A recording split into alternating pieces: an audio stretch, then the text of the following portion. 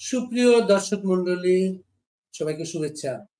ফজলুল বাড়ির খবরে আজ আবার আমাদের অতিথি হচ্ছেন সাংবাদিক সাইফুল আমিন। বাংলাদেশের ঘটনা প্রবাহ প্রতিদিন নতুন নতুন ঘটনা প্রবাহে আবর্তে বাংলাদেশ প্রবেশ করছে। একটা ঘটনার বিশ্লেষণ করার আগে আরেকটা ঘটনা চলে আসছে। এটা কি ধারাবাহিক করা হচ্ছে না এটাকে আড়াল করার জন্য আরেকটা হচ্ছে, সেটা সময় বিবেচনা করবে। আজকে আমরা শুরুতে যে আলাপটা করব জাতিসংঘের আলোচিত রিপোর্টটা নিয়ে।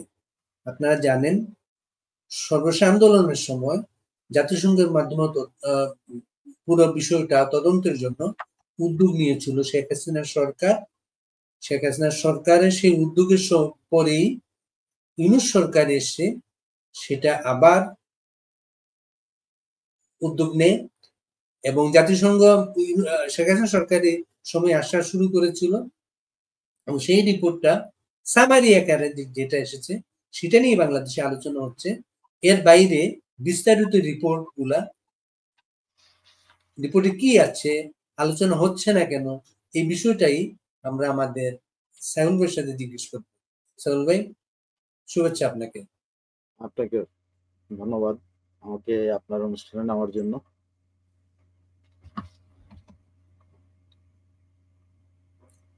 আপনি কিভাবে দেখেছেন রিপোর্টটা আপনি সাইফুল ভাই? রিপোর্টটা আমি আসলে যেটা বিভিন্ন জায়গায় প্রচার হয়েছে যে সামারি থেকে যে রিপোর্টটা হয়েছে, যে এটা মনে হচ্ছে যে যে শেখ হাসিনা গভর্নমেন্টের শেষ সময়ের ঘটনাবলী বা তখনকার যে বলা হচ্ছে যে ব্রুটালিটি, এটাই এই রিপোর্টে আছে এবং আসলে সামারিতে এরকমই আছে। তো মোটামুটি আমিও মনে করেছিলাম যে এই রিপোর্টে কি আর কিছু নাই, শুধুমাত্র মানে একটা জাতিসংঘের মতো একটা প্রতিষ্ঠান শুধুমাত্র কি একটা টাইম লাইন ধরে রিপোর্ট করেছে এই ঘটনাবলীর মধ্যে, এটা হতে পারে না। তো আমি চেষ্টা করলাম যে আসলে দেখার জন্য, দেখলাম যে না, এই রিপোর্টটা শুধুমাত্র যে শেখ হাসিনাকে ব্লেম করা হয়েছে বা শেখ হাসিনার সময়কার ব্রুটালিটি নিয়ে আলোচনা করা হয়েছে বা শুধুমাত্রই যে গত সরকারকে হেয় করার জন্য রিপোর্ট করা হয়েছে, বিষয়টা এরকম। বিষয়টা আমি মোটামুটি 141 পৃষ্ঠার এই রিপোর্টটা আমি পড়ে দেখার চেষ্টা পড়েছি মোটামুটি। তো সেখানে আমার কাছে যেটা মনে হয়েছে যে মিসিং পয়েন্ট যেগুলো রয়ে গেছে, বিশাল বিশাল মিসিং পয়েন্ট রয়ে গেছে, যেটা ডিসকাশনে আসা উচিত এবং সামনে আসা উচিত। জাতিসংঘ যে কমিশন, যেটা office of the high commission of the human rights এর যে কি বলে প্রধান যে কি টার্ক, উনি যে প্রেস কনফারেন্সটা করেছেন, সেই প্রেস কনফারেন্সটা করছেন হলো বেসিক্যালি সামারি। উনি পুরো রিপোর্টটার উপরে প্রেস কনফারেন্সে এবং কেউ তাকে প্রশ্নও করে নাই, যে কারণে অনেক বেশ কয়েকজনের প্রশ্ন উনি নিয়েছেন, অনলাইনে বাংলাদেশে বিভিন্ন টেলিভিশনের প্রশ্ন নিয়েছেন, তারপর সামনাসামনি অনেকের প্রশ্ন নিয়েছেন, কিন্তু সেখানে এই বিষয়গুলো আসেনি। এখানে অদ্ভুতভাবে কেন যেন এটা এড়িয়ে গেছে। কিন্তু জাতিসংঘ রিপোর্টে শুধুমাত্র যে 5ই আগস্ট পর্যন্ত রিপোর্ট করা হয়েছে তা না, জাতিসংঘ রিপোর্টে মানে স্পেসিফিকলি ওরা বলেছে যে তারা জুলাইয়ের 1 তারিখ থেকে অগস্টের 15 পর্যন্ত যে ঘটনাবলী, সে পুরো ঘটনাবলীর একটা কি বলে একটা কম্পাইলেশন করেছে। জাতিসংঘ রিপোর্টে ইলাবোরেট আছে বিভিন্ন ঘটনার ইলাবোরেট আছে, সেটা শেখ হাসিনা সরকার কিভাবে কি বলে বিক্ষোভ দমনের চেষ্টা করেছে আইন শৃঙ্খলা রক্ষাকারী বাহিনী দ্বারা, বা আইন শৃঙ্খলা রক্ষাকারী বাহিনী কিভাবে মেটাল প্যালেট বলে বা বুলেট এগুলো ইউজ করেছে, এই হেলিকপ্টারের ব্যবহার, এগুলো যেমন আছে তেমনি আছে হলো 5ই আগস্টের আগে থেকেই যখন সরকার পিছু হটা শুরু করে 3 তারিখ বা 4 তারিখ থেকে যে পিছু হটা শুরু করে, তখন থেকে কিন্তু এর অনেক বর্ণনা আছে, যেটা হলো ওরা বলেছে violation and abuses in the aftermath of the protest. একটা চ্যাপ্টার আছে, যে চ্যাপ্টারটা হলো নাম্বার 6, হ্যাঁ, নাম্বার 6 চ্যাপ্টার। সেই চ্যাপ্টারে কিন্তু তারা বিক্ষোভ, সরকার বিরোধী বিক্ষোভের আগেকারও কিছু বর্ণনা আছে, পরে দিছে, কিন্তু হেডলাইনটা করেছে হলো যে বিক্ষোভ শেষ হওয়ার পরের যে ভায়োলেন্স গুলো হয়েছে সেটার একটা বর্ণনা দিয়েছে, এবং সেটা বিশদ বর্ণনা। আপনি 52 নম্বর পৃষ্ঠা থেকে 57-58 নম্বর পৃষ্ঠা পর্যন্ত গিয়ে এই বর্ণনাটা তাদের দিচ্ছে, বিশাল বর্ণনা। এই সব পুরো বর্ণনাটা শোনা যাবে না, বলা যাবে না বা ইয়ে করা যাবে না, তবে ওর সিনপসিসটা আমি আপনাকে বলতে পারি। তারা বলেছে যে যখন প্রোটেস্ট চলছিল তখনই কিন্তু এই যে প্রোটেস্ট চলছিল, তখনই যখন সরকারি বাহিনী পিছু হটে এবং সরকার পিছু হটে যায়, তখন থেকেই এই প্রতিশোধমূলক কর্মকাণ্ড শুরু হয়।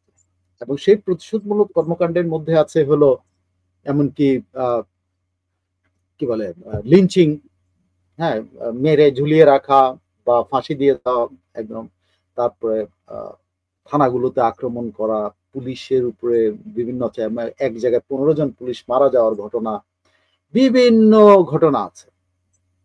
তো এই ঘটনাগুলো বর্ণনা করতে গিয়ে তারা যে জিনিসগুলো বলেছে সেটা মুদ্রা কথা দাঁড়ায় যে ভায়োলেশনের যে এটা বলছে তার এটার মধ্যে কয়েকটা ভাগে ভাগ করেছে। সেটা হলো রিভেঞ্জ অ্যাবিউজেস টার্গেটিং পুলিশের উপরে revenge against Awami League, revenge against media, and abuse against member of the distinct religious groups, এবং revenge and abuses against indigenous groups। ঠিক আছে, মানে অলমোস্ট বিশাল বর্ণনা তারা দিয়েছে যে এই ঘটনাগুলো ঘটেছে।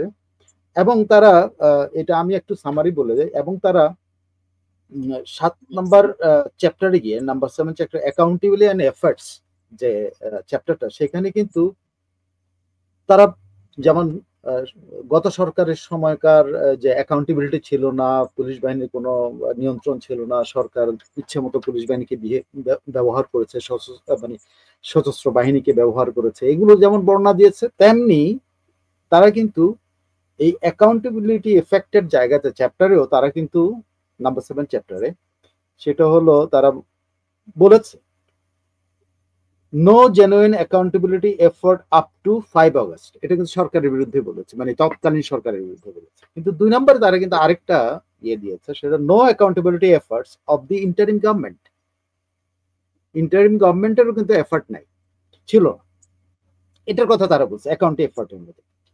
তারপরে তারা 8 নম্বর যে চ্যাপ্টারটা, সেই চ্যাপ্টারটা তো ডেঞ্জারাস একটা চ্যাপ্টার, যে চ্যাপ্টারটা আসলে কিভাবে আমি জানি না আমাদের মিডিয়াতে ওভারলুকড হয়েছে কিনা বা হয়তো প্রচারিত আমার ধারণা, কিন্তু এটা হাইলাইটেড ওরকম আমি দেখি নাই। যেটা হলো তারা যে ওই chapter finding on responsibilities for violation of international law and human rights abuses, এটা হ্যাঁ, সেখানে তারা যেসব অ্যাবিউজ হয়েছে সেখানে তারা বলছে ফর্মার গভর্নমেন্ট অ্যান্ড আওয়ামী লীগের প্রতি যে অ্যাবিউজটা করা হয়েছে, protest movement, other political parties of members and general public, interim government, এরকম বিভিন্ন চ্যাপ্টারে তারা কিন্তু ভাগ করে দিয়েছে। এবং এক পর্যায়ে তারা একটা জায়গাতে এসে বলেছে যে আমাদের দেশে ইন্ডিজিনিয়াস পিপলের উপর কি অত্যাচারটা হয়েছে।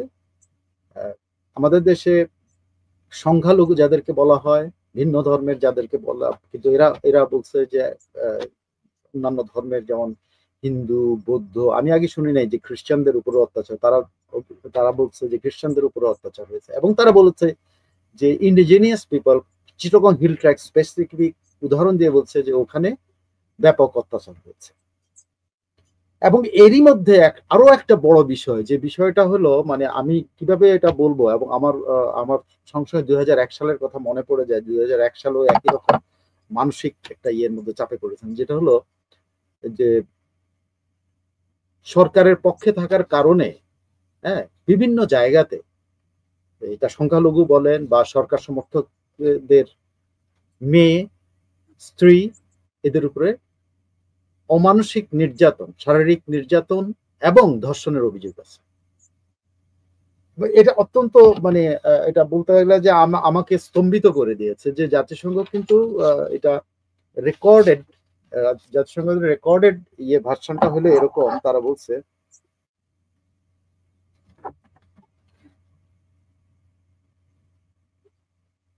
আমি যদি আমাকে একটু ইয়ে দেন, আমার কাছে আমি এটা নোট করেছি।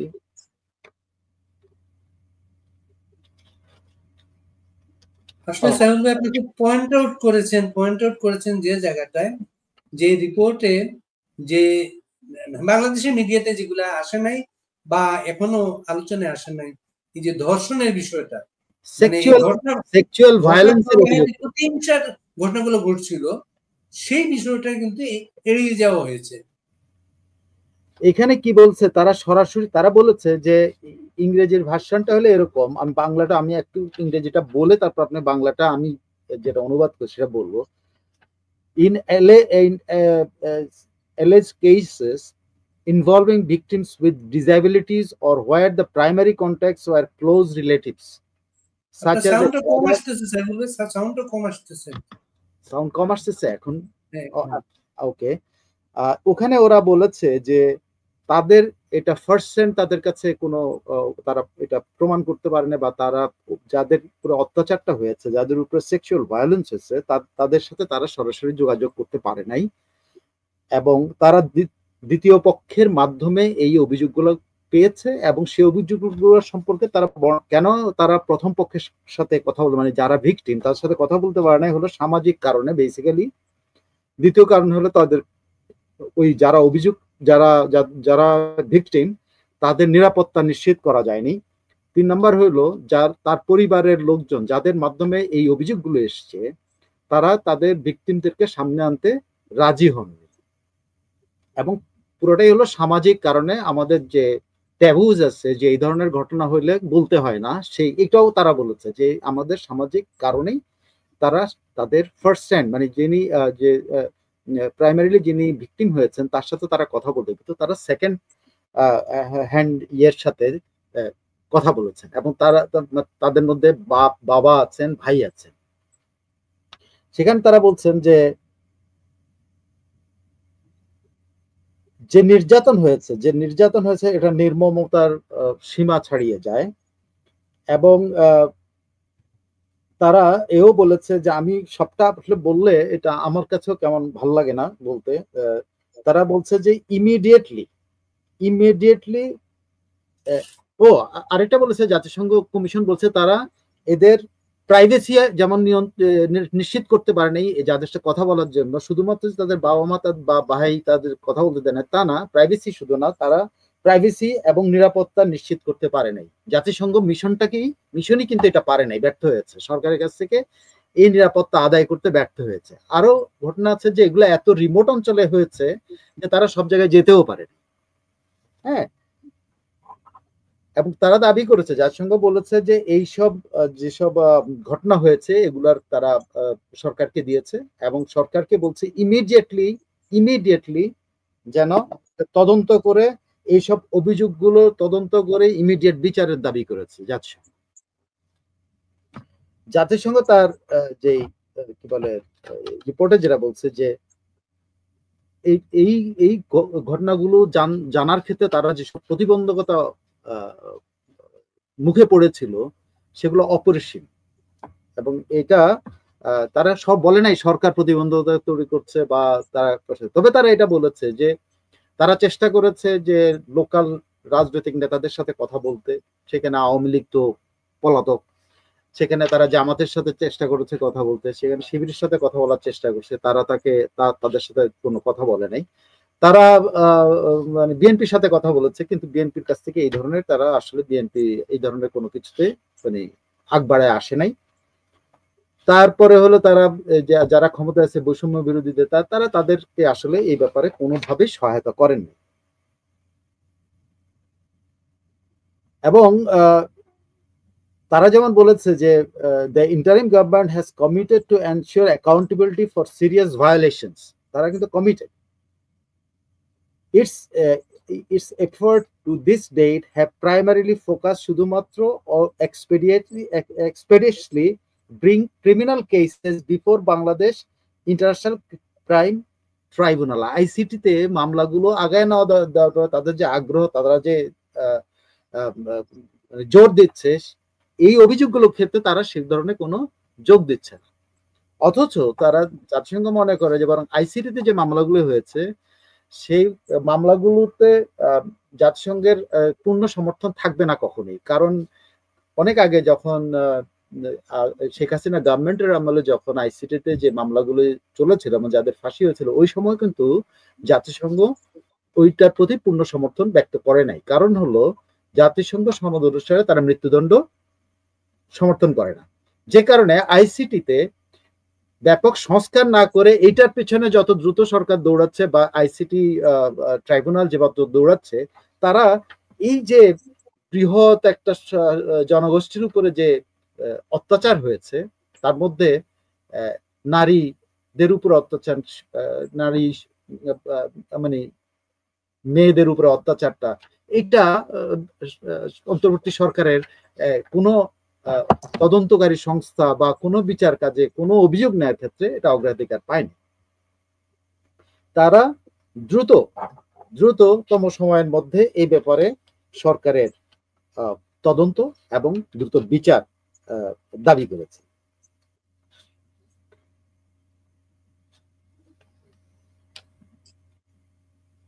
তারপর ওয়েবসাইট যেটা বলছে যে এইটা এমন সব অ্যাবিউজের এবং এমন সব ডিস্টিংক্ট রিলিজিয়াস, মানে সুনির্দিষ্ট কিছু রিলিজিয়াস গ্রুপ এবং রিলিজিয়াস মানে এটা বুঝতে পারেন যাদেরকে ইঙ্গিত করছে হিন্দু, এদের উপরেই এই অত্যাচারগুলো বেশি হয়েছে। এটা একটা আমি বলতে পারি এই নিয়ে আর এর বেশি না বলাই ভালো। এটা একটা বিশাল চ্যাপ্টার, এটা অনুবাদ করে যে কোনো জায়গায় ছাপা হতে পারে।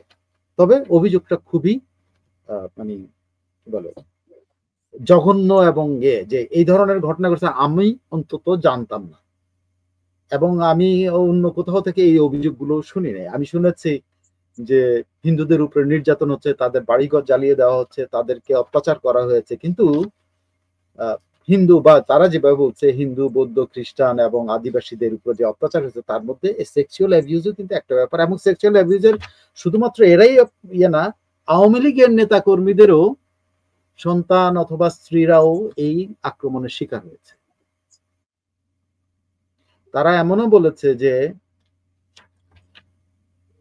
ঘটনার পরে যেন এ নিয়ে উচ্চবাচ্য না হয়, এই জন্য সেই পরিবারগুলোর উপরে উপর্যুপরি নির্যাতন করা হয়েছে, এবং যদি তারা প্রকাশ করে কোনো অভিযোগ করে তাহলে তাদের উপরে এরপরে এর চাইতে বড় মাত্রার কিছু করবে বলে হুমকি দেওয়ার কারণেই এই বাবা অথবা ভাই অথবা যে গার্ডিয়ানরা এদেরকে সামনে আসার আর নিয়ে আসার সাহস পাননি। প্রাণের একটা যে পয়েন্ট করে আপনাকে সাহেল ভাই, রিপোর্টার হিসেবে আপনার মনে আছে 2001 সালের নির্বাচনের পর সারা দেশে সংখ্যালঘু মেয়েদের উপরে নির্যাতনের অনেক ঘটনাগুলো ঘটেছে। পূর্ণিমার ঘটনাটা খুবই আলোচিত ছিল, এবং এই রিপোর্টেও আছে বাংলাদেশে প্রতিহিংসার রাজনীতিতে সংখ্যালঘু মেয়েরা ধ্বংস, শুধু সংখ্যালঘু না, আওয়ামী লীগ পরিবারের মেয়েরা আওয়ামী লীগ শিকার হয়েছে। এবং ওই সময় আমরা কিন্তু বিভিন্ন ফেসবুকে ছোট ছোট ক্লিপিংস পাচ্ছিলাম, চিৎকার করতেছে মেয়েরা, বাচ্চারা। এই রিপোর্ট থেকে একটা রিপোর্টের দুর্বলতা আমার মনে হচ্ছে, বা তারা বলছে তারা সবার কাছে পৌঁছতে পারে নাই, তারা সবার বক্তব্য সামাজিক কারণে তারা বলে নিতে পারে নাই, কিন্তু রাষ্ট্র বা বাংলাদেশের মিডিয়াও কিন্তু এই বিষয়গুলোকে সামনে আনে নাই। সেটা তো আছেই, কিন্তু তারা কিন্তু রিপোর্টের মধ্যে এটা ইঙ্গিত করেছে যে তাদের প্রতি যে এইসব ভিকটিমের কাছে যাওয়ার জন্য তারা যেসব চেষ্টা করেছে প্রত্যেকটাই ব্যর্থ করে দেওয়া হয়েছে, এবং সরকারের কাছ থেকে যে তারা কোনো রকম সহযোগিতা পায়নি সেটা তো তারা বলেই দিয়েছে যে অনেক ক্ষেত্রেই তারা যার সাথে যোগাযোগ করেছে তারা তাদেরকে সহায়তা করেনি, সরকার থেকে নিরাপত্তা নিশ্চিত করেনি। এটা কিন্তু ক্যাটাগরিক্যালি বলেছে, সরকারের তরফ থেকে ভিকটিমদের নিরাপত্তা নিশ্চিত করা যায়নি, ভিকটিমদের প্রাইভেসি নিশ্চিত করা যায়নি, এবং সেই কারণেই ভিকটিমদের আত্মীয় স্বজন প্রধানত সামনে আসেন। আত্মীয় স্বজন এসছে কিন্তু ভিকটিমদেরকে সামনে আনে নাই। আর 2 নম্বর হলো আমাদের দেশের সামাজিক কারণ, যে ভিকটিমকে সামনে নিয়ে আসা সে ভিকটিম সামাজিকভাবে ক্ষতিগ্রস্ত হয়, জাতিসংঘ সেই জিনিসটাও খেয়াল রেখেছে, যে কারণে তারা একেবারে ভিকটিমের সাথে যায়। তবে তারা এই দাবি করেছে প্রত্যেকটা ভিকটিম তারা সরকারের কাছে সব তথ্য দিয়েছে, যেসব অভিযোগ আছে সেগুলো দিয়েছে এবং বলেছে প্রত্যেকটা ঘটনার একেবারে স্বতন্ত্র এবং স্বাধীন তদন্ত করে বিচারের মুখোমুখি করার জন্য তারা এই রিপোর্টে উল্লেখ করেছে। এই রিপোর্টে কিন্তু প্রথমবারের মতো হিন্দু বৌদ্ধদের পাশাপাশি খ্রিস্টানদের উপর আক্রমণের কথা বলা আছে এই রিপোর্টে। জি জি, এইটা এবং কি আপনি আশ্চর্য হবেন, এই রিপোর্টেই প্রথম আসছে যে আমি এটা জানতাম না যে মসজিদেও তারা আক্রমণ চালিয়েছে। আমি জানতাম যে যে বিভিন্ন জায়গায় আক্রমণ চালিয়েছে, প্যাগোডায় আক্রমণ চালিয়েছে, এটা আমার জানা ছিল না, কিন্তু এটাতে দেখা যায় যে সব রকম ধর্মীয় উপাসনালয়ই আক্রান্ত হয়েছে ইন জেনারেলাইজ, জাতিসংঘ রিপোর্টে তাই বলছে। তো অথচ এগুলো কিন্তু আমরা বেসিক্যালি এই জাতিসংঘ আমরা হয়তো ইনডেক্ট পড়ি না বা কখনো খেয়াল করিনি, এটার জন্য হতে পারে জাতিসংঘ যেহেতু যাই করেছে তারা চেষ্টা করেছে একেবারে স্পটে পৌঁছানোর জন্য, তারা এটা বলছে তারা চেষ্টা করেছে রিমোট অঞ্চলের কারণে ওই অঞ্চলে আমরা যাইতে পারি। আক্রমণের বিষয়টা এখানে মাজারে আক্রমণের বিষয়টা আছে এখানে আছে, হ্যাঁ মাজারে শ্রাইন, হ্যাঁ অবশ্যই মাজারে আক্রমণের ব্যাপারটা তারা আছে। প্যাগোডা শব্দটা নাই, কিন্তু রিলিজিয়াস প্লেসেস কথা বলেছে, মসজিদের কথা বলছে, শ্রাইনের কথা বলছে, মন্দিরের কথা বলেছে, প্যাগোডা শব্দটা নাই, বাট এগুলি বলেছে তারা। এবং খ্রিস্টান কমিউনিটির উপর হামলা হয়েছে তারা বলেছে। তো আমি আপনাকে মোটামুটি আমার ধারণা যে এই বিষয়ে আপনার আদিবাসীদের উপর নির্যাতনের ব্যাপারটা এসছে এখানে। হ্যাঁ, আদিবাসীদের উপর নির্যাতন হয়েছে বলে তারা অভিযোগ পেয়েছে এবং সেগুলো সত্যতাও তারা পেয়েছে। ওই আগস্টের একটা জিনিস আমি 5 আগস্টের পরে 5 আগস্টের পরে খাগড়াছড়ি সহ বিভিন্ন জায়গায় কিন্তু আদিবাসীদের উপর হামলা নিয়ে স্থানীয়ভাবে কিন্তু প্রতিবাদ হচ্ছিল, সেটা কিন্তু তাদেরকে সাপোর্টের অভাবে সেটা কিন্তু আর অগ্রসর হয় নাই, কিন্তু সেখানেই নিয়ে গেছে। কিন্তু এই রিপোর্টে আবার সেই বিষয়টা তুলে আনা হয়েছে। না, আপনার নিশ্চয়ই মনে আছে যে সেই সময় রাঙ্গামাটি প্রশাসন, খাগড়াছড়ি প্রশাসন ওখানে পর্যটন বন্ধ করে দিয়েছিল, মানুষের যাওয়া বন্ধ করে দিয়েছে, অনেক কিছু করেছিল, সেগুলো মনে আছে। কিন্তু এটা যে এত ডেপথের অত্যাচার এটা আমার জানা ছিল। এই জাতিসংঘ রিপোর্টে এই জিনিসগুলো এখন আপনার সামনে আসছে। এখন আসেন এই যে ধরেন যে জিনিসটা আমাদের দৃষ্টির অগোচরে গেল যে এই যে সংখ্যালঘুদের উপর, আরেকটা মজার জিনিস জাতিসংঘ তার অবজারভেশন দিয়েছে, প্লিজ আপনি এটা বলে রেখেন বাইরে ভাই, আমি আশ্চর্য হয়ে গেছে। জাতিসংঘ বলেছে বাংলাদেশ সরকার অফিসিয়ালি আমরা যাদেরকে আদিবাসী বলে তাদেরকে আদিবাসী বলতে অস্বীকৃতি জানিয়েছে। আমি এটা কখনো শুনি নাই, বাংলাদেশ সরকার কখনো এই বিষয়টাতে মানে বলে না, বলে নৃগোষ্ঠী এমনি বলে, কিন্তু কখনো কেউ যদি তাদেরকে আদিবাসী বলে তাতে আপত্তি করে না, সেটা তো আমি শুনিনি। কিন্তু আপনি কি শুনেছেন? আমি বাংলাদেশ সরকার কিন্তু অফিসিয়ালি আপত্তি করে আদিবাসী বলতে, আপত্তি করে এটা বাংলাদেশ সরকার। আচ্ছা, এটা আমার জানা ছিল না, কিন্তু এটা আমি দেখে আমি আশ্চর্য যে আচ্ছা আপত্তি করতে পারে, ফাইন, আপত্তি থাকতে পারে, কিন্তু আপত্তিকে এক্সপ্রেস করা উচিত। আপনার দরকার আছে, আপনার কোনো দরকার আছে যে ওদেরকে নৃগোষ্ঠী বলতে হবে? আপনি কি করে জানেন? এই বিতর্কের সময় বিভিন্নভাবে বাংলাদেশ সরকারের নানা জায়গা থেকে বলার চেষ্টা হয়েছে আদিবাসী স্বীকার করলে, আদিবাসী বললে নাকি আন্তর্জাতিকভাবে বাংলাদেশের ভাবমূর্তি ক্ষুণ্ণ হবে, জাতিসংঘ বাহিনীতে বাংলাদেশের অবস্থান নিয়ে প্রশ্ন তৈরি হবে। এটাকে বিভিন্ন সময় বলা হতো কিন্তু বাংলাদেশে। না ঠিক আছে, ধরেন বলা হয়েছে বা আমি অত খেয়াল করি না, কিন্তু আমার কথা হলো যে বড় বিষয় সালমান ভাই, মনে করেন পরিচয়টা, মনে করেন আমার নাম ফজলুল বাড়ি, আপনার নাম সাইফুল আহমেদ, আপনার পরিচয়টা আপনি কিভাবে দেবেন, আমার পরিচয়টা আমি কিভাবে দেবো, এগুলো আমার রাইট, আপনার রাইট। কিন্তু আমরা এই ক্ষুদ্র একটা গোষ্ঠী, তারা খুব বড় না, তার পরিচয়টা আমরা ঠিক করে দিতে চাই, তার পরিচয়টা তাকে দিতে আমরা রাজি হই না। না, আমার যেটা হলো যে আমি রিপোর্টে এটা দেখে যে জাতিসংঘ স্পেসিফিক লিখছে যে সরকার, বাংলাদেশ সরকার এটা আপত্তি জানিয়েছে। কিন্তু আমার আমার আমার আপনার সাথে কথা বলতে গিয়ে আমার একটা জিনিস মনে হচ্ছে যে আমি যদি নিজেকে বাঙালি বলতে পারি, আরেকজন কেন তাকে চাকমা বলতে পারবে না? সে ক্ষুদ্র নৃগোষ্ঠী কেন? সে তো চাকমা জাতি হইতে পারে, সে চাকমা জাতি, আরেকজন মুরং জাতি, আরেকজন অমুক জাতি, তমুক ত্রিপুরা জাতি তো ওরা ছোট সংখ্যা ছোট হতে পারে, কিন্তু এই চাকমা জাতিটা যদি সব মিলে আপনি ভারত সহ সব জায়গায় মিলে যে চাকমা জাতি, এটা তো কম না, কম বড় জাতিগোষ্ঠী না। তো আমাদের দেশে হয়তো ছোট অংশ, তাই বলে তাদের নৃগোষ্ঠী বলতে হবে? যাই হোক, এটা যখন আপত্তি দিয়েছে আমি এটা এই পয়েন্টটা বলে রাখি, আমরা তো আগামীতে বলবো সেটা। আমরা কিন্তু জাতিসত্তা, ভাষা, এই বিষয়গুলোকে নিয়ে আন্দোলন করতে করতে বাংলাদেশকে স্বাধীন করেছি আমরা। এই স্বাধীন বাংলাদেশে এসে আমরা কিন্তু আরেকটা জাতিসত্তা, তার বিষয়টা পরিচয়টা কেড়ে নিচ্ছি, দিলাম না, তাকে আমরা বাধ্য করলাম যে আমাদের মতো থাকতে হবে, আমাদের কথা শুনতে হবে সেটা। এইটা তো এইবারই ভাই আমি এই জিনিসটা আপনাকে বললাম যে, আর এই রিপোর্টে আরো অনেক জিনিস আছে যেটা পুলিশের উপর অত্যাচার, আওয়ামী লীগ নেতাকর্মীদের উপর অত্যাচার, বাড়িঘর জ্বালিয়ে দেওয়া, পুলিশের ব্যাপারে তো একদম স্পেসিফিক ঘটনা, এবং আওয়ামী লীগের অত্যাচার উপর পুলিশের উপর অত্যাচার অনেক কিছু তারা ডকুমেন্টেড করেছে। যেমন ধরেন, আমি যদি আপনাকে, এটা হইলো চ্যাপ্টার 6 এর পরিচ্ছেদ হলো 211, সেখানে যদি আপনি যান, যে তারা বলছে সহিংস এবং মারমুখী মব জাস্টিস এবং প্রতিশোধমূলক সন্ত্রাসে এবং হত্যাকাণ্ডে অংশ নেয় এই কিনাগুলো প্রতিশোধ পরায়ণ একটা গোষ্ঠী। তাদের টার্গেটই ছিল আওয়ামী লীগ নেতারা এবং পুলিশ বাহিনীর সদস্যরা। সেখানে তারা বলছে কি কি ঘটছে,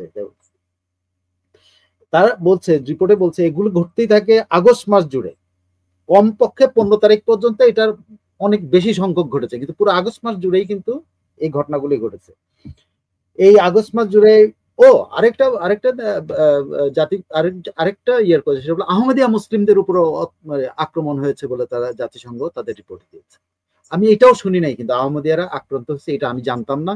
এই জাতিসংঘ রিপোর্টের কারণে আমি জানতে পারলাম যে আহমদিয়ারাও আমাদের ভয়ে এখন আর বলে না, আগে কিন্তু বলতো আহমদীয় মুসলমানদের জন্য উপরে আক্রমণ হতো, আগে তারা বলতো, তাদের পাশে অনেকে দাঁড়াতো, এখন তাদের পাশে দাঁড়ানোর কেউ নেই, ভয়ে তারা বলে না। কিন্তু আমি আশ্চর্য হয়েছি, বুঝছেন, মানে আমিও ভুলে গেছি আহমেদিয়াদের কথা বলতে, কিন্তু আমি এখন আমার নোটটা দেখে দেখলাম যে তারা আহমেদিয়াদের মুসলিম ইয়েদের যে জামাত যেটা আছে তাদের কথা, তারা আক্রান্ত হয়েছে, এবং তারা বলছে যে এটা কোনো বিচ্ছিন্ন ঘটনা, ওই ঘটনাগুলিরই অংশ, প্রতিশোধমূলক ঘটনাগুলিরই অংশ।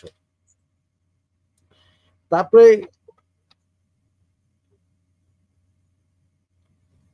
আচ্ছা, বিভিন্ন উপাসনায় হামলা, কর্তৃপক্ষ এদের নিরাপত্তা দিতে ব্যর্থ হয়েছে, এটা একদম জাতিসংঘ বারবার বলছে কর্তৃপক্ষ এদের নিরাপত্তা দিতে ব্যর্থ হয়েছে। পুলিশ, আওয়ামী লীগ, মিডিয়া কর্মীদের উপর হামলা, 5ই আগস্টের পর সহিংসতা, 5ই আগস্টের পর সহিংসতা চলতে থাকে, সহিংস জনতা প্রকাশ্যে ফাঁসি দেয়া ছাড়াও নানা ধরনের শারীরিক নির্যাতন অব্যাহত রাখে, এবং এর জন্য বেশিরভাগই দায়ী হলো আন্দোলনকারী। তার বারবার বলছে যে প্রটেস্টাররাই এর জন্য সবচেয়ে বেশি দায়ী, যা এই যে মানুষ হত্যা করা, এই করা 5ই আগস্টের পরে পুরোটাই দেয়। এবং তারা উদাহরণ দিতে গিয়ে বলেছে যে তারা 5ই আগস্টের ঘটনার কথা বললেও এই ঘটনাগুলো শুরু হয়েছে, তারা বলছে যে 19শে আগস্টে প্রথম একটা ঘটনা ঘটছে, সেখান থেকে যার সঙ্গে তো সব লিপিবদ্ধ করেছে। এখন সবগুলি ঘটনা বলা সম্ভব না, কিন্তু সেখানে কি বলেছে দেখেন, বলেছে গাজীপুরের সাবেক মেয়রের উপরে, নাম বলে নাই, উপর হামলা চালিয়ে তারা এক কর্মীকে মেরে ঝুলিয়ে রাখে।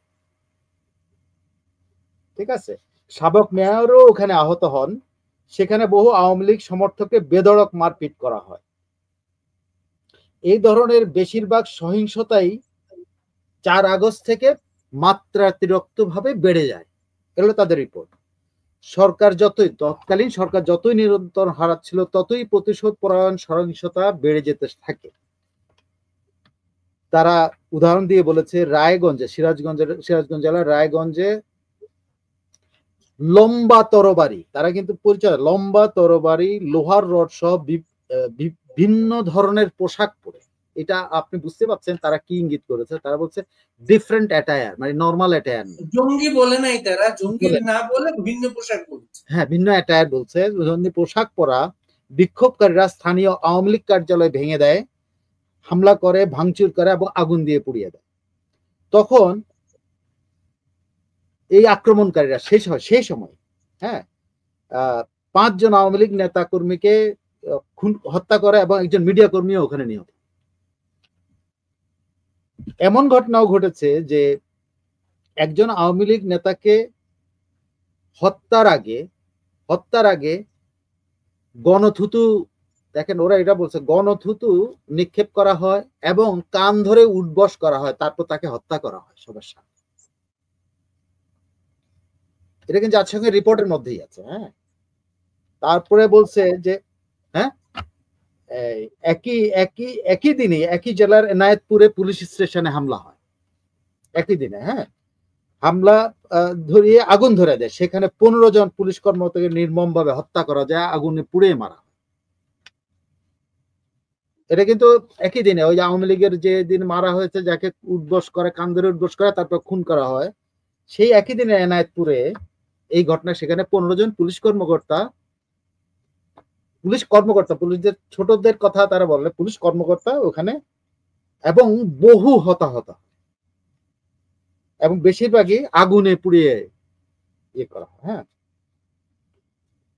তারপরে তারা বলছে এই ঘটনাগুলো হলো, তারা বলছে 4 আগস্ট 5 আগস্ট এর মধ্যে গুলো ঘটনা ঘটছে। তারপরে 5 আগস্ট থেকে তারা বলছে 5 আগস্ট শেখ হাসিনা দেশ ছাড়া পরে, এখানে তারা বলে নাই জাতিসংঘের কাছে যাওয়ার পর আমাদের সরকার যে বয়ান দিচ্ছে শেখ হাসিনা পালিয়ে গেছেন, যদিও রিপোর্ট করতে এটা ভালোই লাগে যে Sheikh Hasina fled away in English, আর বাংলাও পালিয়ে যাওয়া বা পতিত বলা খুব সহজ।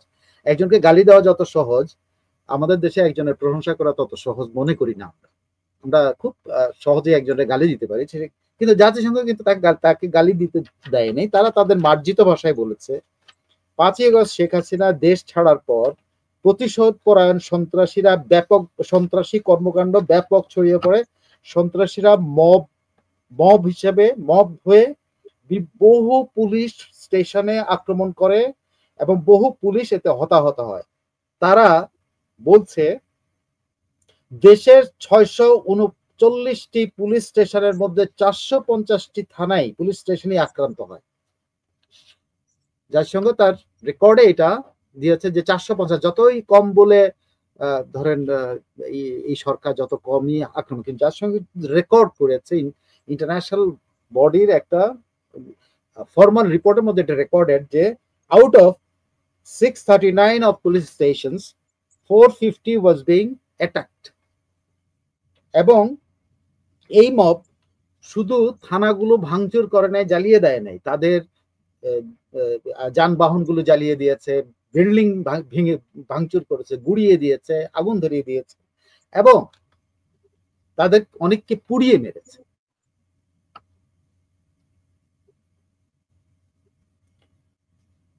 অস্ত্রশস্ত্র লুটের কথা বলেছে।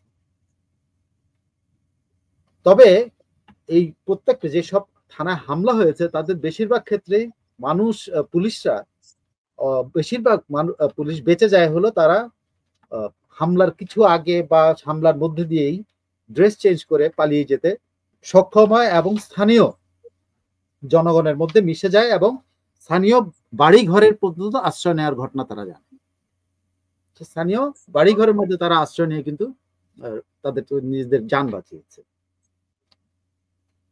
5 আগস্ট সাভার থানা আক্রান্ত হয়, সেখানে পুলিশ আত্মরক্ষা করার জন্য ফাঁকা গুলি ছুটতে ছুটতে থানা থেকে পালিয়ে জীবন রক্ষা করে। আপনি মনে আছে 5 আগস্ট হয়েছে বলছে না ক্যান্টনমেন্টে ভারতীয় পোশাক পরা লোকদেরকে আশ্রয় দেওয়া হয়েছে, এটা কিন্তু সেই সাভারের থানার পুলিশরা কিন্তু আর্মি কিন্তু প্রেস ব্রিফিং করেই বলেছে যে এরা কিন্তু সাভার থানা পুলিশের লোকজন, তারা ফাঁকা আওয়াজ করতে করতে তারা ভারতীয় কেউ না, কিন্তু তখন কিন্তু হ্যাঁ খুবই রিউমার ছিল এবং বহুল বড় পত্রিকার মধ্যে যে ভারতীয় পোশাক পরিহিত লোকজনকে সাভার ক্যান্টনমেন্টে আশ্রয় দেওয়া হয়েছে এটা বলা হয়েছে। কিন্তু আসলে তাদের রিপোর্ট আসছে তারা থানা থেকে ফাঁকা গুলি করতে করতে তারা কাউকে আক্রমণ করেনি। সিলেটে বহু স্টেশনে আক্রমণ চালিয়ে তা পুড়িয়ে দেওয়া হয়, বহুজন হতাহত হয়। তারপরে সিলেটে পুলিশ স্থানীয় মসজিদে আশ্রয় নিয়েও রক্ষা পাওয়ার চেষ্টা করেছিল। স্থানীয় জনগণদের অনেকেই তাদের জীবন রক্ষা করেছে এবং বহু জায়গায় জনগণই আসলে তাদেরকে আশ্রয় দিয়েছে। যে জনগণ তাদের শত্রু মনে করতো আমাদের ব্যাখ্যা অনুযায়ী, সেই জনগণই কিন্তু পুলিশরা আশ্রয় দিয়ে কিন্তু বাঁচিয়েছে। এবং যেসব মসজিদ থেকে ধরেন ঘোষণা দিয়ে আক্রমণগুলো চালানো হয়েছে, এরকমই মসজিদের মধ্যে কিন্তু পুলিশ আশ্রয় পেয়েছে বলে জাতিসংঘ রিপোর্টে বলা হয়েছে। রামপুরাতে, যাত্রাবাড়িতে, উত্তরাতে পেট্রোল বোম নিয়ে হামলা করে পুরো ধ্বংস করে দেওয়া হয় স্টেশনগুলো। যাত্রাবাড়িতে 2 জন অফিসার সহ কমপক্ষে 4-5 জন আনসার সদস্য নিহত হন। আরো অনেক বেশি নিহত হওয়ার খবর আছে, কিন্তু তাদের কাছে স্পেসিফিক নাই, তথ্য নেই। আশুলিয়াতে 3 পুলিশ অফিসারকে ফাঁসিতে ঝুলিয়ে হত্যা করা হয়। বহু জায়গাতে, একদম বহু জায়গাতে পুলিশ অফিসারদেরকে মেরে ঝুলিয়ে রাখা হয় প্রকাশ্যে, ভীতি সঞ্চারের জন্য। এবার আওয়ামী লীগের উপরে আপনি পুলিশের উপরটা আমি কিন্তু সামারাইজ, মানে যত বড় ডেসক্রিপশন এটা যদি সব বলতে যাই তাহলে কিন্তু অনেক বিশাল ব্যাপার হয়ে যায়। কিন্তু এই রিপোর্টগুলি কিন্তু জাতিসংঘ কিন্তু রেকর্ড করেছে, জাতিসংঘ এর কোনো কিছুই বাইরে দেয়। এবার আওয়ামী লীগ নেতা কর্মীদের ব্যাপারে তারা যেটা বলেছে, আমি তো আপনাকে বলছি আওয়ামী লীগ নেতা কর্মী মেয়রের কথা বলেছি, কিন্তু তারা যেটা বলেছে যে সবচেয়ে বড় ঘটনা হইল আওয়ামী লীগের ধানমন্ডি কার্যালয় এবং প্রধান কার্যালয়ে ভাঙচুর এবং আগুন। প্রতিশোধ পরায়ণ বিক্ষোভকারীরা এই সবের কিছুই তারা রাখেনি, সব ধ্বংস করে দিয়েছে। আওয়ামী লীগের সারা দেশে বহু জায়গায় আওয়ামী লীগের নেতা কর্মীদের হত্যা করেছে, জখম করেছে, বাড়িঘর জ্বালিয়ে দিয়েছে এবং এইসব সকল তথ্য জাতিসংঘ তদন্ত দল পেয়েছে, তাদের কাছে এই তথ্যগুলি আছে। তারপরে কমিশন আরেকটা বলেছে যে বাড়িঘরে আক্রমণের সময় ক্ষতিগ্রস্ত, আচ্ছা একটা স্পেসিফিক ঘটনার কথা তারা বলেছে যে এক জায়গায় সংখ্যালঘুদের একটা জায়গাতে হামলা, তাদেরকে বলা হয়েছে আওয়ামী লীগ পরিচয় দেওয়া হয়েছে, কিন্তু এটা একটা আসলে সংখ্যালঘুদের উপর হামলা। এখানে 34টা বাড়ি একসাথে জ্বালিয়ে দেওয়া হয় এবং 12 জন হতাহত। এটা জাতিসংঘের কাছে বলা হয়েছে এরা আওয়ামী লীগের, আসলে সংখ্যালঘু সম্প্রদায়ের একই জায়গার মধ্যে 34টা বাড়িতে আগুন দেয়।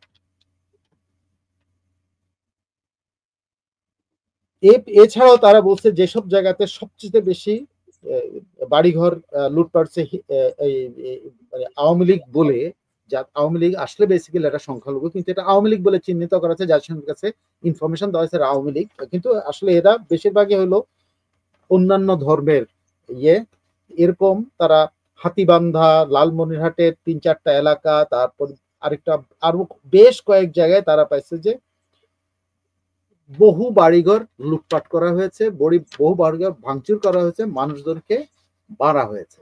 আওয়ামী লীগ কর্মী বলে দাবি করে এদের উপরে আসলে এরা কিন্তু সংখ্যালঘু সম্প্রদায়।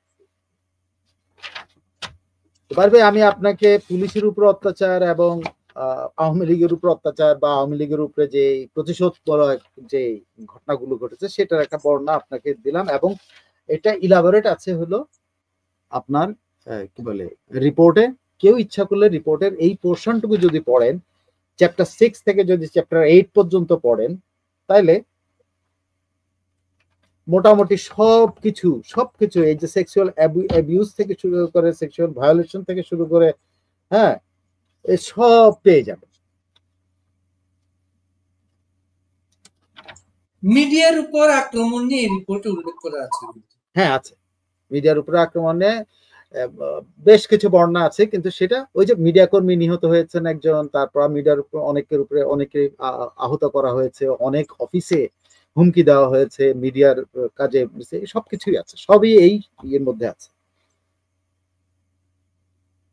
এবং অ্যাকাউন্টেবিলিটির ক্ষেত্রে আরেকটা চ্যাপ্টারে যদি আপনি যান, অ্যাকাউন্টেবিলিটির ক্ষেত্রে তারা যেমন সাবেক সরকারকে বলেছে তারা 5ই আগস্ট পর্যন্ত সেই কোন রকম জেনুইন অ্যাকাউন্টেবিলিটি তাদের ছিল না, তারা যেমন ইচ্ছা তেমন করেছে। তবে বেশিরভাগের যত করেছে তারা এই বিক্ষোভ দমনের জন্য তারা করেছে। এটা কোনোভাবেই গ্রহণযোগ্য না, এবং এটা কোনোভাবেই তারা মনে করে যে এটা হিউম্যান রাইটস এর সিরিয়াস ভায়োলেশন। বিশেষ করে সেনাবাহিনীকে ব্যবহার করা, বিশেষ করে রাবার বুলেটের জায়গায় মেটাল পেলেটের বুলেট ব্যবহার করা, এবং মেটাল বুলেট ব্যবহার করা, সশস্ত্র বাহিনীতে ব্যবহার হয় এমন বুলেট ব্যবহার করা, এগুলো সবকিছু তাদের অনেকগুলো সুপারিশও আছে। সেই জন্য আমি আপনাকে পরবর্তী জায়গাতে আমি নিয়ে যাব তারা কি কি বলেছে এইসব জিনিসের জন্য। তবে তার আগে আমি আপনাকে বলি যে অ্যাকাউন্টেবিলিটির ক্ষেত্রে, যে জবাবদিহিতার ক্ষেত্রে এই সরকারও সেই আগের সরকারের মতোই তারাই, সেটাও কিন্তু এই রিপোর্টে এসছে। তারা বলেছে On 7th September, the interim government appointed counsel of this several of the accused as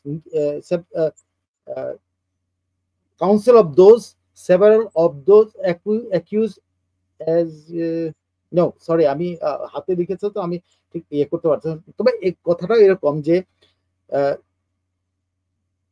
জবাবদিহিতার ক্ষেত্রে যে এই সরকার যতটা মানে সিরিয়াস, তার চেয়ে তারা সিরিয়াস হয়েছে হলো মানবাধিকার, আন্তর্জাতিক মানবাধিকার আদালতে মামলাগুলো সক্রিয় করা নিয়ে, এবং সেখানে একজনের নিয়োগ নিয়ে তারা আপত্তি, বিভিন্ন মহলের আপত্তির কথা তারা জানে। যেমন তারা একজনের বলছে চিফ প্রসিকিউটর, তারা স্পেসিফিক বলছে যে চিফ প্রসিকিউটরকে নিয়োগ দেওয়া হয়েছে, তিনি এর আগের সময় শেখ হাসিনার সময় যখন আন্তর্জাতিক অপরাধ আদালতে বিচার হয়েছিল, বিভিন্ন জনের ফাঁসি হয়েছিল, সে অভিযুক্তদের পক্ষের আইনজীবী ছিলেন। এই জন্য বাংলাদেশের সিভিল সোসাইটি, মানবাধিকার কর্মী এবং বিপুল সংখ্যক আইনজীবী এই নিয়োগের বিরোধিতা করেছেন।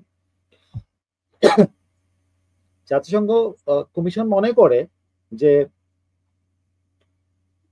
আইসিটির উপরে প্রচন্ড প্রেশার আছে এই মামলাগুলো ত্বরান্বিত করার জন্য। যেমন তারা বলছে যে শেখ হাসিনা এবং তার সহযোগী 40-45 জন এরকম, তারপরে 17 জন ল এনফোর্সমেন্ট অফিসার, এইদের বিরুদ্ধে যে মামলাটা করেছে, এটা এত দ্রুত এটার ইয়ে দেওয়া হয়েছে, যে অভিযোগ ইয়ে করা হয়েছে, যে এটা তারা মানে আশ্চর্য হয়েছে, এবং তারা মনে করে যে আইসিটির উপর প্রচন্ড প্রেশার আছে এই ধরনের কোনো মামলা কে দ্রুত। অথচ এই সরকারের আমলেই যতগুলি ফৌজদারি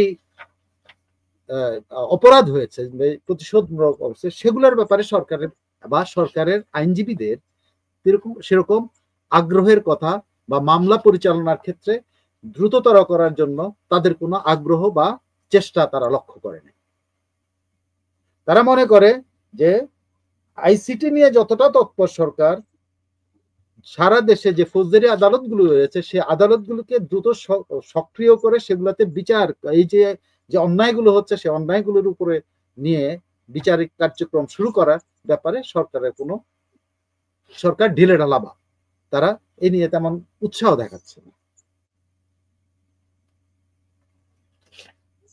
এবং বলছেন, এই কমিশন বলছে যে এমন একটা আদালত নিয়ে তারা এত বেশি তৎপর যে আদালত তার সক্ষমতা নিয়ে শুধু দেশের ভেতরের আইনজীবী, মানবাধিকার কর্মী, সমাজকর্মীদের আপত্তি নাই, জাতিসংঘেরও আপত্তি আছে, এবং এদের সক্ষমতা নিয়ে জাতিসংঘ মনে করে এদের যথাযথ ট্রেনিং নাই, যোগ্যতা নাই, এবং ইকুইপমেন্ট নাই, এবং তথ্য প্রযুক্তিগত জ্ঞানও তাদের নাই।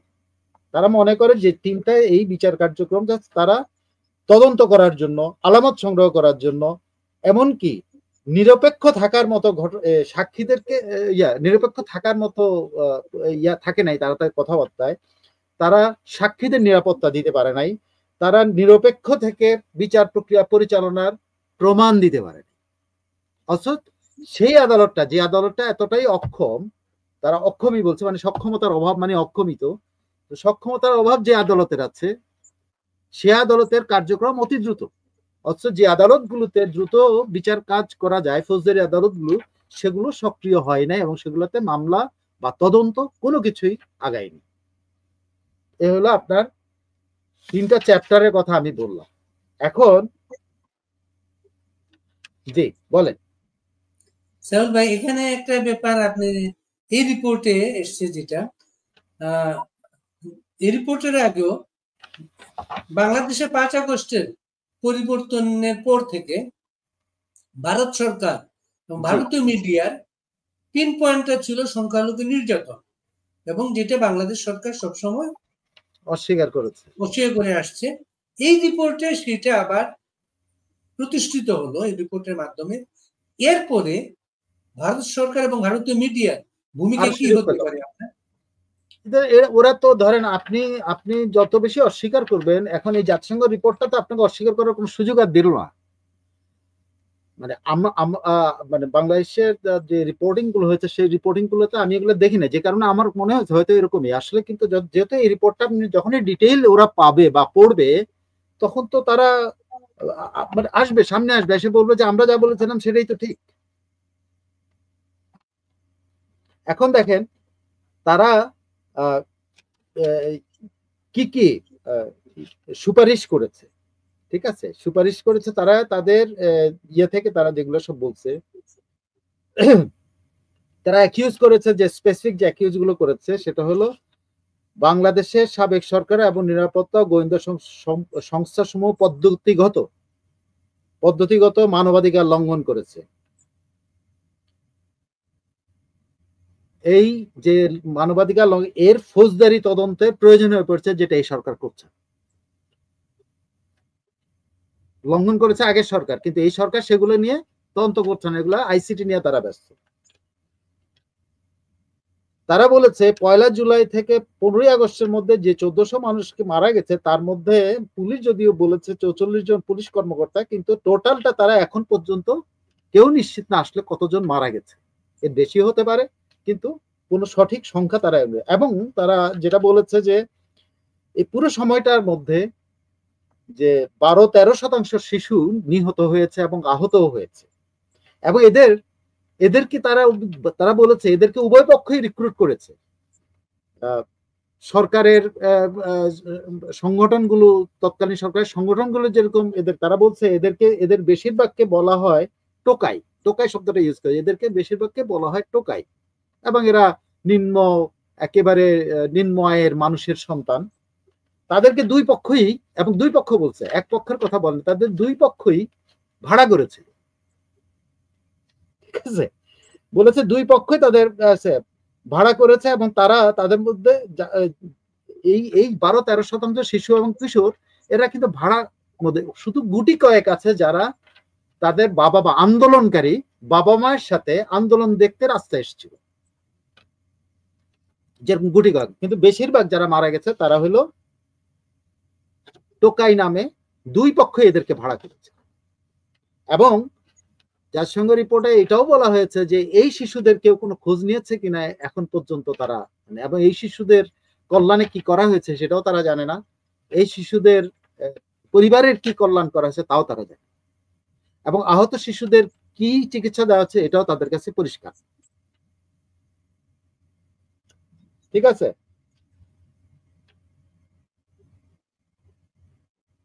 আর কি আছে রিপোর্টে? ও অনেক কিছু, যেমন এখনো আছে। আমার যদি একটু সমাধান, আমি জাস্ট সিম্পল কয়েকটা সুপারিশ গুলা যেগুলা বলি, যে সুপারিশ গুলা কিছু করেছে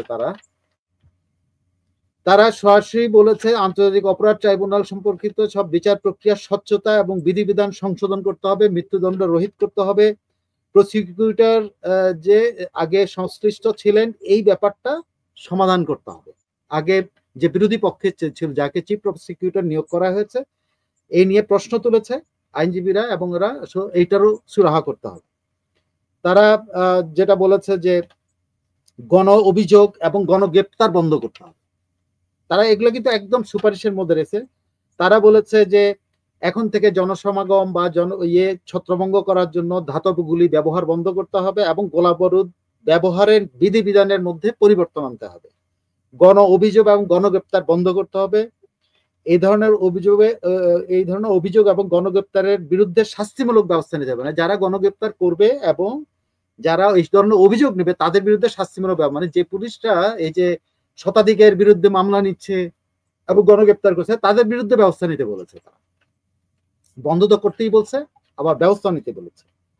তারপর বলছে জবরদস্তি করে যেসব স্বীকারোক্তি আদায় করা হচ্ছে সেগুলোর মধ্যে প্রশ্ন থেকে যাবে, সেগুলো যেন বন্ধ করা হয়। তারা একটা বড় স্পেসিফিক করেছে যে খুবই বড় জিনিস, সেটা হলো যে বিডিআর, র্যাব, পুলিশ সহ আইন শৃঙ্খলা বাহিনীর বা সশস্ত্র বাহিনী, সেনাবাহিনী যারাই গত সরকার থেকে এই সরকারের এই সময়কালের মধ্যে যারা কাজ করেছে অভিযানে, তাদেরকে তারা তাদের নাম জাতিসংঘ শান্তি কমিশনের নাম প্রস্তাবের ব্যাপারে নিষেধ করেছে। আমি কি বুঝাইতে পারছি জিনিসটা বাড়ি ভাই? আর একটু ব্যাখ্যা করে বলবেন বিষয়টা? আর একটু ব্যাখ্যা হইলো তারা এইভাবে বলেছে যে র্যাব, ডিজিএফআই, ডিবি, বিজিবি সদস্য এবং 2024 সালে যারা এই ক্র্যাকডাউনে কাজ করেছে বা এই পরবর্তীতে কাজ করেছে তাদেরকে শান্তি মিশনে পাঠানো যাবে না। তাদের নাম সুপারিশ করার থেকে বিরত থাকার জন্য সরকারকে, আপনি দেখেন এর ফলে কি হলো, একটা বিশাল সংখ্যক সশস্ত্র বাহিনী থেকে আইন শৃঙ্খলা বাহিনীর একটা বিশাল সংখ্যক সদস্য কিন্তু আর শান্তি মিশনে যেতে পারবেন না। শান্তি মিশনে বলা হচ্ছিল না যে নিষেধাজ্ঞা নিষেধাজ্ঞা, দেখেন হয়তো সরাসরি কোনো নিষেধাজ্ঞা দেয় না, কিন্তু সুপারিশের মধ্যে কিন্তু তারা বলে দিয়েছে আপনারা সুপারিশ করবেন না, এদের না করলে কিন্তু আমরা নেব না, কারণ তাদের একটা স্ক্রুটিনি সিস্টেম আছে, তারা সেটা ব্যাখ্যা করে বলেছে যে নাম প্রস্তাব করলেও এই স্ক্রুটিনি সিস্টেমে ধরা পড়বে, এই সিস্টেমে ধরা পড়লে তারা এদেরকে নেবে না, সো প্রস্তাবই করবেন। তো আপনি খেয়াল করে দেখেন এই প্রস্তাবটার মাধ্যমে পুরো সেনাবাহিনীর ভিতরে বা সশস্ত্র বাহিনীর ভিতরে বা পুলিশ বাহিনীর ভিতরে বা র্যাবের ভিতরে বা পিডিআর এর ভিতরে বা ডিবির মধ্যে বা সিআইডি তে বা ডিজিএফআই তে কি রিয়াকশন হতে পারে, যে এই সদস্যরা আর কখনোই জাতিসংঘ শান্তি মিশনে তাদের মাঝে হতাশা তৈরি করবে না অশান্তি তৈরি করবে? অশান্তি তৈরি হবে। এবং এই যে অপারেশন যেটা হান্ট, ডেভিল হান্ট নামে যে হান্টিং চলতেছে, হ্যাঁ হ্যাঁ ডেভিলস হান্ট এটাকে বলে, আমি যেটাকে ডেভিলস হান্ট বলি, মানে আসলে এটা শয়তানের কিনা শয়তান হান্টিং করতেছে, সো ডেভিল ইটসেলফ হান্টিং করতেছে যে অভিযান, সেই অভিযানে যারা আছেন কেউ শান্তি মিশনে যেতে পারবেন না। সো আপনি খেয়াল করে দেখেন সেনাবাহিনী না অন্য কোনো বাহিনীর কেউ আর এখন এই ধরনের অভিযানে মোতায়েন হতে চাইবে, এবং এই নিয়ে একটা বিরোধ তৈরি হতে পারে, অসন্তোষ তৈরি হতে পারে। এটা একটা ডেঞ্জারাস ক্লজ যেটা আমি সুপারিশের মধ্যে আমি পেয়েছি। ও এখানে একটা মজার একটা ইয়ে আছে যে এনজিওরা যে কাজ করে, যেহেতু এটা এনজিওদের মাধ্যমেই তো বেসিক্যালি এনজিওরাই এটা সমস্ত কিছু জোগাড় যন্ত্র করেছে, এনজিওরা এখানে একটা পয়েন্ট ঢুকায় দিচ্ছে, আমি জাতিসংঘের খেয়ে ফেলছে, সেটা হলো সিভিল সোসাইটি সংস্থাগুলো যাতে বড় ধরনের বিধিনিষেধ ছাড়া তহবিল সংগ্রহ করতে পারে এবং তাদের সংস্থাগুলো পরিচালনা করতে পারে, এই জন্য বিদেশি অনুদান নিয়ন্ত্রণ আইন 2016 সংশোধন করতে হবে। এটা হলো স্বেচ্ছাসেবী কার্যক্রম আইন, ঠিক আছে? এখন থেকে আপনিও একটা এনজিও পুরোপুরি খুলতে পারেন, জাতিসংঘের এই সুপারিশ যদি অনুমোদিত হয়, আমরাও কিন্তু ভিকটিমদের নিয়ে কাজ করার জন্য কিন্তু মাঠে ঝাঁপায় পড়তে পারি, বা যে কেউ, আপনি আমন্ত্রণ জানাতে পারেন, যে কেউ ঝাঁপায় পড়তে পারে, ঠিক আছে? আপনার অমর্ত্য ফাউন্ডেশনের জন্য আপনি এখন টাকা সংগ্রহ করতে আর কোনো বাধা রইল না, যদি জাতিসংঘের এটা ইয়ে করা, কারণ আপনারটা একটা স্বেচ্ছাসেবী সংগঠন এবং একটা মানুষের জন্য সামাজিক কার্যক্রম, যদিও অন্যান্য মানবাধিকার সংগঠনগুলো বাংলাদেশের বিরুদ্ধে বিরুদ্ধাচরণ করা ছাড়া অন্য কোনো কাজ করে না, আসলে সামাজিক উন্নয়নে কি কাজ করে আই ডোন্ট নো, টাকা কামাই ছাড়া, নিজেদেরকে নিজেরা চাকরি দেওয়া ছাড়া এনজিও গুলোতে কোনো কাজ আছে কিনা আমি জানি না, sorry I have given a comment. তারপরে বলেছে মত প্রকাশের স্বাধীনতা এবং শান্তিপূর্ণ সমাবেশ সহ আন্তর্জাতিক মানবাধিকার আইন দ্বারা সুরক্ষিত আচরণ করতে হবে কাদের সাথে? সাংবাদিক, আইনজীবী, ট্রেড ইউনিয়ন, সুশীল সমাজ কর্মী এবং মানবাধিকার কর্মীদের, তাদের ব্যাপারে যে বিচারাধীন মামলা আছে, যে যত বিচারাধীন মামলা আছে সাংবাদিক এবং এইসব কর্মীদের বিরুদ্ধে, সব ফৌজদারি মামলা প্রত্যাহারের সুপারিশ করেছে, ঠিক আছে? এবার আসেন তাদের আরেকটু সুপারিশ আছে রাজনীতি নিয়ে, এটা তো আমরা সব দেখলাম হলো ধরেন আন্দোলন সম্পৃক্ত, কিন্তু রাজনীতি নিয়ে একটা দারুণ সুপারিশ আছে। বলেছে, আমি এগুলা বলে আমি মনে করি রিপোর্টের উপর আমরা শেষ করতে পারি, আমি জাস্ট কয়েকটা রিড আউট করি, বেশি করতে পারবো না, করলে এটা লম্বা হয়ে যাচ্ছে, আমি জানি না আপনার এই লম্বা অনুষ্ঠানটা কেউ দেখবে কিনা। রাজনীতির ব্যাপারে তারা বলছে যে মৌলিক স্বাধীনতা নিশ্চিত করতে হবে সবার, যারা রাজনীতি করে, অবাধ ও সুষ্ঠু ও প্রকৃত নির্বাচনের জন্য একটি নিরাপদ ও সহায়ক পরিবেশ নিশ্চিত করতে হবে, তাদের টার্মগুলো কিন্তু আলাদা। নির্বাচনে অংশগ্রহণকারী সকল দল ও প্রার্থীর সমান সুযোগ, বিশেষত নির্বাচনের আগে যথোপযুক্ত ব্যবস্থা পরিবেশ পুনঃপ্রতিষ্ঠা করতে হবে। মানে এখন তারা বলছে এখনকার পরিবেশটা সঠিক পরিবেশ না, এটাকে একটা সঠিক পরিবেশ পুনঃপ্রতিষ্ঠিত করতে হবে নির্বাচনের পরিবেশের জন্য। নির্বাচন প্রক্রিয়ায় রাজনৈতিক দলগুলোর কোনো ধরনের প্রভাবের পরিবেশ নির্মূল করতে হবে। মানে রাজনৈতিক দলগুলো যে প্রভাব বিস্তার করে এলাকা এলাকায় টাকা দিয়ে ডিসির উপরে, পুলিশের উপরে, এই ধরনের আইন কানুন সবকিছু তারা মুক্ত করতে বলেছে। লেভেল প্লেইং ফিল্ডটা যেন ঠিক থাকে, যাতে কোনো সংগঠন যে বড় হোক আর ছোট হোক কেউ প্রভাব বিস্তার করতে না পারে নির্বাচনী কাঠামোর ভিতরে। সবচেয়ে বড় যে ডিসিশনটা তারা বলেছে, পার্টিসিপেটরি মেথড গুলো অবশ্যই কাজে লাগাতে হবে এবং রাজনৈতিক দলগুলোর আভ্যন্তরীণ পরিচালনা ব্যবস্থায় পরিবর্তন আনতে উন্নয়ন প্রয়োজন হয়েছে এবং তারা সর্বশেষ সুপারিশ করেছে কোন রাজনৈতিক দলকে নিষিদ্ধ করা যাবে না। তারা বলেছে এই ধরনের কোন উদ্যোগ থেকে বিরত থাকুক। এই ধরনের চেষ্টা বা চর্চা বহুদলীয় গণতন্ত্র প্রত্যাবর্তনের মূল আকাঙ্ক্ষা বাধাগ্রস্ত এবং ক্ষতিগ্রস্ত করবে।